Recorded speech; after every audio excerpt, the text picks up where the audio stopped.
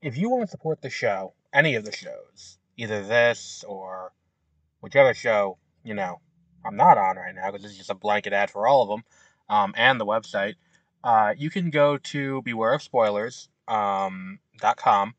In the description for any of the episodes of Beware of Spoilers, there is the option to donate. If you don't want to donate that way, you can donate directly through the website. We do have that on mwpnews.com. And if you don't want to support that way, then going to mwpnews.com will help out because we have ads there. We don't want to keep it, where there's a lot of ads. There's a few ads. But the point is we want to make it so that way, we can sustain this for the long term. If people donate, we're never going to paywall anything, I don't think, as of right now. But if people start donating, we'll start doing cooler and cooler stuff. Like donations are how we get to cover stuff like Tribeca and other, film festivals. And, we may be able to bring on more people to help out. So if you want to help out the show and you want more content from us, by all means, even just going and giving us a 5-star rating on Spotify helps out a lot. But that's it. That's the only ad we'll have on the podcast ever. But here's whatever podcast you're going to be listening to.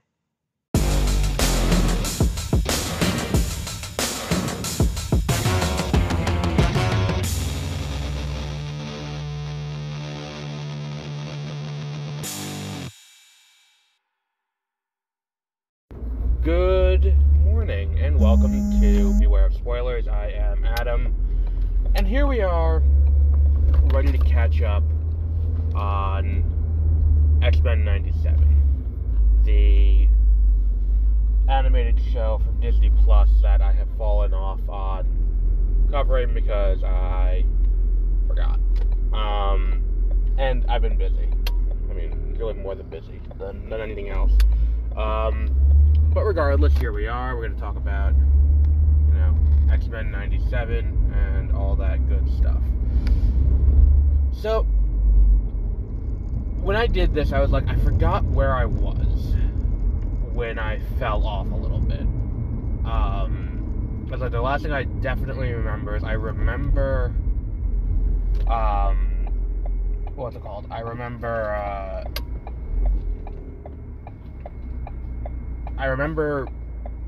Gambit dying. I remember Captain America made an appearance, but I'm just like, okay, so where were we in this? I don't remember. I didn't remember the specifics. So I figured I would just like, okay, I definitely remember watching in its entirety the episode. Like that one I remember specifically, the one where Gambit dies. I don't remember anything else about the other episodes besides Captain America's appearance and that Charles was still alive.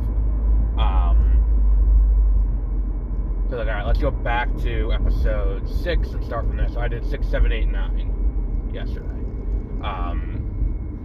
And as we get into, because next week is the finale, as we get into the waning moments of this show, as we get toward the end, and we get towards the inevitable conclusion where, I don't think that this show can wrap up in a way that ends positively for mutants, based on where it is right now. I don't think that the way this show has portrayed the conflict and how the conflict has gone, I think we're looking at a Zemo and Civil War situation where, look, Zemo gets captured. Zemo, is unsuccessful in destroying, in the entirety of his plan, but he's still successful in breaking up the Avengers. And it's like, well, I did what I set out to do. Mission accomplished. Let's just move on, and he did what he meant to do. And I feel like that's kind of where we're gonna end off with Bastion, where Bastion is gonna end up in a situation where it's like, look, I defeated the X-Men. like the X-Men weren't defeated. They weren't killed. They're still alive. They stopped Magneto. They stopped, the entirety of the plan kind of stopped. And I think this is also another one of those things where it's like, I love a good master plan villain. Like a villain whose superpower is just they're super smart and they're very good at planning. Like, and I think that, like, we've talked about it with Thrawn before, where it's like Thrawn is a master strategist.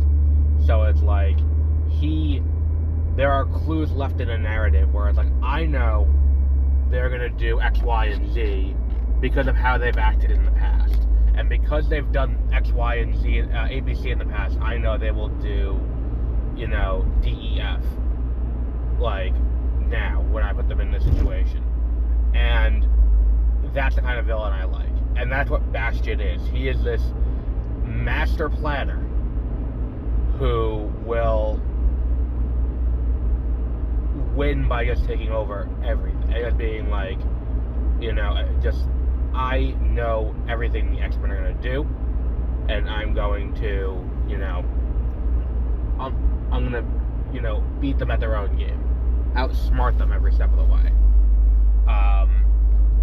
So, here we get to the point where, and now we're back with, like, okay, so the X-Men are back together, Charles is here, and I love getting to the episode where it's like, it ends, this last episode, just so viscerally, where Magneto's like, alright, fuck this, and just pulls the fucking skeleton out of Wolverine. And I'm like, this is the shit that I live for. Like, it's kind of like, when you hear people who are alive, like, I hear Kevin Smith say this on one of his podcasts years ago, where he's like, when you saw Phantom Menace the first time, and it's like, oh shit, he cut that guy in half. Like, yeah, it's a laser sword, that's what a laser sword's gonna do, it's gonna cut someone clean in half. Like, you never really saw that, and it's like, all these, and the entire time I'm watching, I'm like, oh, so I guess that, like, adamantium, being able to be manipulated by Magneto was something else they invented for the movies. And it's like, that was the other thing, is that they do kind of, like, get into, like, the Singer movies also invented the helmet being a block for Professor X's powers. Like, that's kind of what this, that's what I thought it was, and then it's like, no, you know what?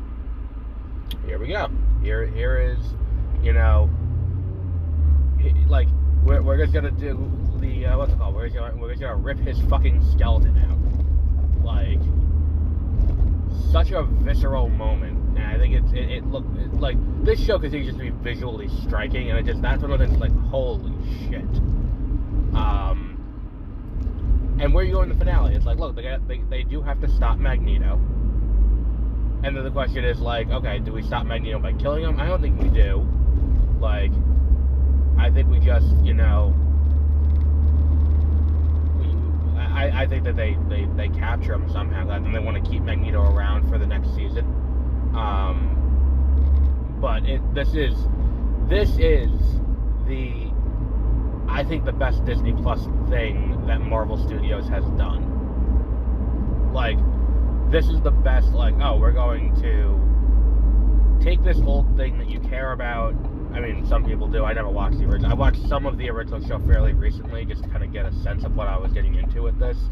And I watched, like, 3 episodes. I was like, alright, I got where I'm going with this. And I was like, this is a, just a great, like going back to that well and being like, alright, so this is it. And I stand by, I think this is going to be kind of the zero issue for how they deal with the X-Men going forward in the MCU. Like, where it's like, this is kind of what we plan to. I think I don't think go full in on the Bastion thing or anything like that. Because I think the other thing is, they don't want to lean into the same kind of shit that has already been done in the Singer movies, I feel like. So I feel like they're going to stay away from, like, Days of Future Past and things like that. So I think there's a very strong chance, and I've been saying for a while, that Mr. Sinister is the bad guy in whatever the MCU does with the X-Men. if that's the case, I think we're in for some good times here. And we'll see. We'll see how that works out.